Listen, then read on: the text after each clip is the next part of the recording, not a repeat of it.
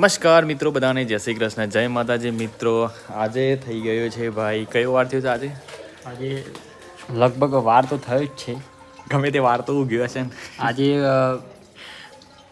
બુધવાર થયો છે. બુધવાર થયો છે મિત્રો, અને તારીખ થઈ ગઈ છે 14 ઓગસ્ટ. કાલે આવી રહી છે ભાઈ 15મી ઓગસ્ટ. એટલે બધા નાના ભૂલકાઓ સરસ મજાનું પેલું તૈયાર કરી રહ્યા છે રાષ્ટ્રગીત વંદે માતરમ. તો મિત્રો અત્યારે હાલ અમારા ખેતરમાં જો કે મગફળીનું ઉત્પાદન કરેલું છે, એના માટે બધી દવા જોઈશે.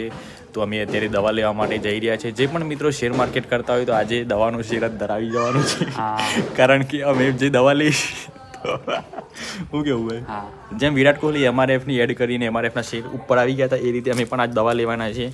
જો કે મેં બોટલ લીધી છે એરાની, તો એરાનો શેર ફૂલ ઉપર આવી જશે. તો ચલો ભાઈ, આપણે છીએ સીધા હવે ગામભાઈ, અને ત્યાં જઈને દવા લઈએ. કઈ દવા લઈએ, શું કરવાના છે, તમે બ્લોગમાં બન્યા રહેજો મિત્રો, એટલે તમને બહુ મજા આવી જશે. ચલો ભાઈ, ચલો. તો મિત્રો અત્યારે હાલ ભાઈ ગામભાઈ જઈને આપણે આવી ગયા છે ઘરે, અને સરસ મજાના કેળા લાવ્યા છે. જો કે 80 રૂપિયા ડઝન કેળો લાવ્યા છીએ ખાવા માટે, અને સાથે અત્યારે 100 રૂપિયાના 500 સફરજન મળે છે, એ પણ લાવ્યા છીએ ભાઈ. અને સાથે જે સામાન લેવા ગયા હતા એ પણ લાવી દીધો છે. એટલે મિત્રો અત્યારે આપણે બધા હળી મળીને કેળું ખાઈએ.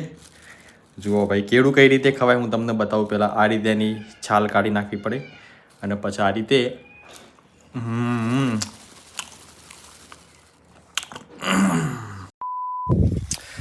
તો મિત્રો અત્યારે હાલ અમે જઈ રહ્યા છે ભાઈ અમારા બાજુના જ ડુંગર ઉપર એક મહાકાળી માતાજીનું મંદિર આવેલું છે. જો કે બહુ ટાઈમ થઈ ગયો ત્યાં જઈએ, તો અત્યારે અમે મહાકાળી માતાજીના દર્શન કરવા લઈ જઈએ છીએ. આજે તમારી સાથે હાર્દિકભાઈની સાથે એક છોટા હાથી છો, નાનું બાળક જોડાઈ ગયું છે. ક્રિશ નામ છે તારું? ના. તારું શું નામ છે?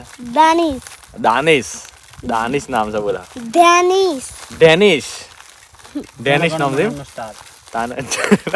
જનગણ મને જે ગાયક કલાકાર, આ ગાયક છે કે કલાકાર, અને એવોર્ડ મળેલું છે નહીં ડેનિશ? વંદે માતરમ નું બધું નહીં મળે કોઈ એવોર્ડ?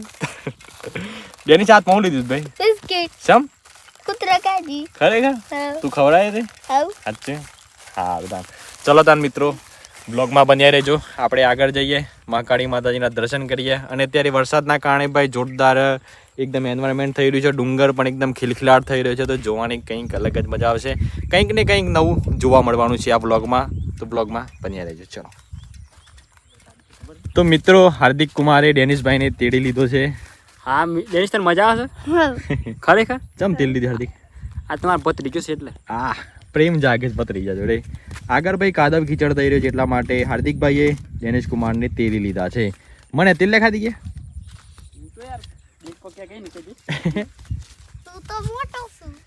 મિત્રો દર્શન કરવા લઈ જતા હતા ભાઈ, વચ્ચે કંકોડાના બધા વેલા મળી ગયા છે. તો હાર્દિકભાઈ પાછળ કંકોડા વીણવા માટે લાગી ગયા છે, અને ડેનિશ કુમાર હા કંકોડાના વેલા છે. જો કે કંકોડા વેલા બધા ફેરી નાખ્યા છે, કોઈ લઈ ગયું લાગે છે. તો એ જોઈએ, કદાચ મળી જાય તો એક ટંક સુધરી જાય. એક કંકોડું મળશે. એક કંકોડું મળે તો ઘણું છે, કારણ કે કંકોડ ખાવાની ખરેખર માર ભાઈ બહુ મજા આવે છે. પણ આપણે મમ્મી બનાવે ને જે બઢિયા ડીરો બીરો હોય, શું કેવું બઢિયા. હા, જો એક બેન એ મેસેજ કર્યો હતો, સો એક બેને કોમેન્ટ કરી હતી કે ભાઈ ડીરો એટલે હું? આ કુકર પાડો છે, તેનો આ વેલો કહેવાય, આને કહેવાય ડીરું. આ જે કહેવાય ને આ ટૂંસો, એને કહેવાય ડીરું. શું થયું હાર્દિકભાઈ? કંઈક હલચલ થઈ છે અહીંયા. બરાબર. હલચલમાં કંઈક પક્ષી જેવું લાગ્યું. તો જોઈ લો મિત્રો, આ રહ્યો ડીરો. અને કુકરપાડા પણ તમને ત્યાં સામે દેખાતા છે, દેખાય ને જણા? હા, એ જ તો, એ કુકરપાડા છે. કૂતરા પણ આવી ગયા છે બિસ્કુટ ખાવા માટે. જુઓ. વાહ ડેનિશ, બી આ તો નહીં બે હો ભાઈ.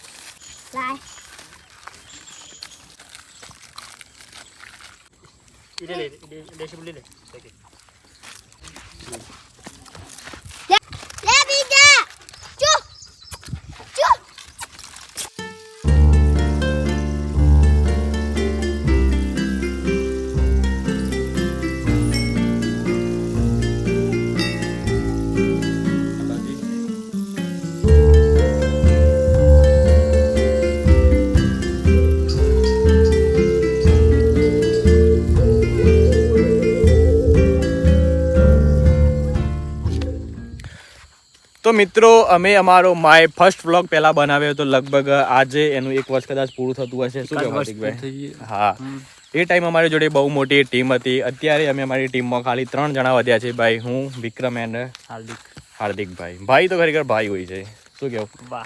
એ સમયે અમે હિન્દીમાં વ્લોગ બનાવ્યો હતો. લગભગ એ ટાઈમ મને યાદ છે ત્યાં સુધી 600 થી 700 સબસ્ક્રાઈબર હતા એ ટાઈમ, અને 1 વર્ષમાં અત્યારે 38,000 સબસ્ક્રાઈબર થઈ ગયા છે. તમારા બધાનો ખૂબ ખૂબ સહયોગના કારણે. હા, ખૂબ ખૂબ આભાર તમારો. તમે અમને સપોર્ટ કર્યો, અને બસ આ રીતે જ અમને સપોર્ટ કરતા રહો એવી આશીર્વાદ માગીએ છીએ તમારા જોડે.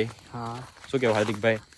વાત સાચી છે. કારણ કે અમે અમારી જે ઇન્કમ થશે એમાંથી અમે ઓનલી ફોર ઇન્કમ અમે એકલા નથી લેવાના. એ ઇન્કમમાંથી અમે થોડું ઘણું દાન પણ કરવાના છીએ. જેમ જેમ જેવું બજેટ બનશે એ રીતે અમે સારા કાર્યો પણ કરતા રહેવાના છીએ. તો તમે ભાઈ પાછળ જોઈ શકો છો ભાઈ, અમારા ગામનું હિલ સ્ટેશન જોરદાર અત્યારે આખો ડુંગર હળુભળું થઈ ગયું છે. તમે જોઈ શકો છો ભાઈ, સરસ મજાનું વાતાવરણ પણ એકદમ કુલ વાતાવરણ છે. અને આના પાછળ ભાઈ મોટો ડેમ છે, જે ચોમુક મહાદેવનો ડેમ કહેવાય છે. આપણે જોઈએ આગળ કદાચ જોવા મળે તો. અત્યારે રસ્તો પણ બંધ કરી દીધો છે, તો જો કે આપણે આ રસ્તો આ રીતે જવું પડશે. શું કે હાર્દિકભાઈ? હા, ચલો આવી જાઓ તમે ત્યાં. તો હાર્દિકભાઈ પણ આવી રહ્યા છે, જુઓ ભાઈ. Mission successful. અચ્છા,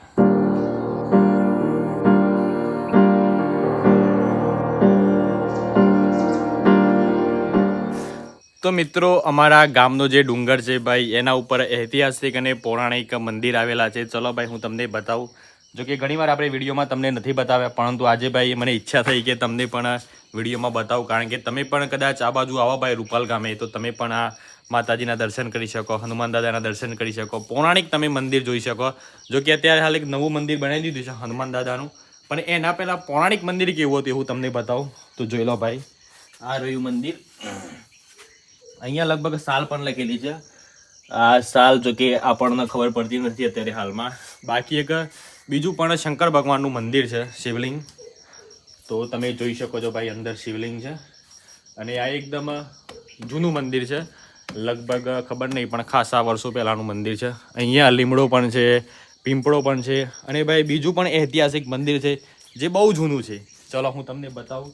અહીંયા જો કે અત્યારે હાલ રિનોવેશન કરાવી દીધું છે, એના કારણે ભાઈ સીડી બીડી બધું ચકાચક બનાવી દીધું છે. અહીંયા પથ્થર પણ છે, તમે જોઈ શકો છો ભાઈ, એકદમ પૌરાણિક. તમે આ જોઈ લો ભાઈ, એક તો પથ્થર છે, અને જે મંદિરની વાત કરીએ આપણે પૌરાણિક, એ તમે મંદિર જોઈ શકો છો ભાઈ. અંદર શિવલિંગ છે. ઓમ નમઃ શિવાય, હર હર મહાદેવ. બાજુમાં પણ એક બીજું મંદિર તમને બતાવી દઉં. આ મંદિરની લગભગ એવી દંતકથા છે કે ભાઈ આ મંદિરના નીચે એક ગુફા આવેલી છે, અને આ જંગલમાં પહેલાં તો સિંહ, વાઘ ને બધા જાનવરો પણ રહેતા હતા. જુઓ ભાઈ, આવી રહ્યું. ઓમ નમઃ શિવાય, હર હર મહાદેવ. અને મિત્રો આ ડુંગરના પાછળ આપણે જઈએ અને જોઈએ ભાઈ કે ત્યાંનું વાતાવરણ આપણને કેવું જોવા મળે છે.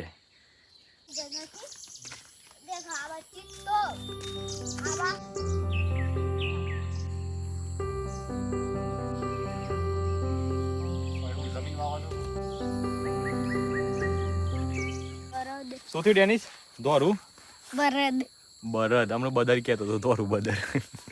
તો જોઈ લો મિત્રો ભાઈ, અમારા જે ડુંગરના પાછળનો તમે નજારો જોઈ લો ભાઈ. સુંદર મજાનું બધું તળાવ દેખાઈ રહ્યું છે, એન્ડ બહુ મજા આવી રહી છે. અહીંયા બળદ પણ છે, મસ્ત મજાનો ચકલાનો અવાજ પણ આવી રહ્યો છે, ચી ચી ચી ચી, જે ચીચિયારીઓ કરી રહી છે ચકલા. ખરેખર ભાઈ દિલને છૂ જાય છે. આવું વાતાવરણ ખરેખર તમારે જો અનુભવ હોય તો ગામડામાં જ મજા આવે. શું કહેવું હાર્દિકભાઈ? યા તો પછી મનાલી જતા રહો, યા તો પછી જમ્મુ કાશ્મીર જતા રહો, સંન્યાસ લઈ લો, સંન્યાસ લઈ લો, બાબા બની જાઓ, યા પછી બાબા બની જાઓ. મિત્રો જબરજસ્ત ભાઈ અમને સીન જોવા મળ્યું છે. તમે જોઈ શકો છો ભાઈ, સુરત દાદા ધીમે ધીમે બહાર આવી રહ્યા છે, અને અત્યારે સાંજનો સમય છે.